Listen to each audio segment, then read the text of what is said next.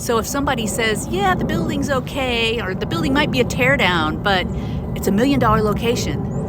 If they're not selling you a business, then it's not $1 million location.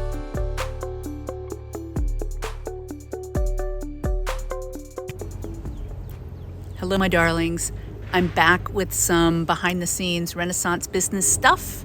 This being specifically about buildings and buying and selling buildings inside Renaissance festivals. There are two ways to end up with a building inside a Renaissance fair. One is you apply with a craft or a business of some sort to the festival, you get approved by that festival, and then you go shopping amongst the list of buildings that are available. Buildings become available all the time. People are deciding to retire. Their kids have grown to an age that they've asked if they can get off the road and do real schools for a while. Life changes. Stuff happens, and people sell their shops at Renaissance fairs.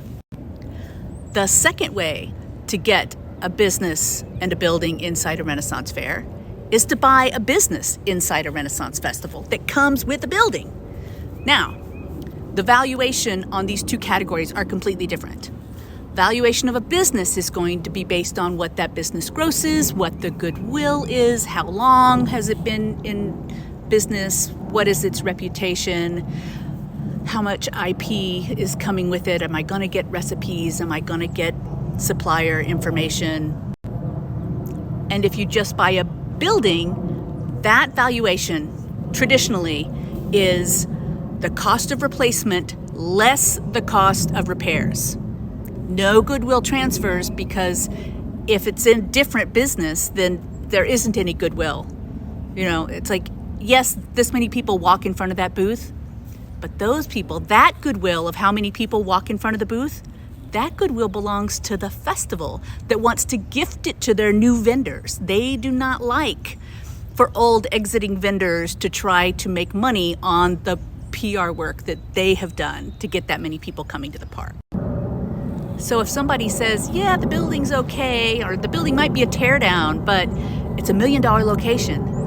If they're not selling you a business, then it's not $1 million location. Or it might be $1 million location, but they don't get to charge that $1 million. It's the festival's fault and creation that is $1 million location. And they want the next vendor to benefit from it.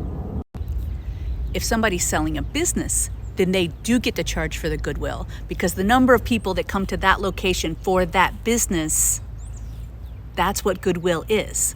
So it seems, why would someone do this? Some of these businesses for sale will come with mentorship deals or apprenticeships.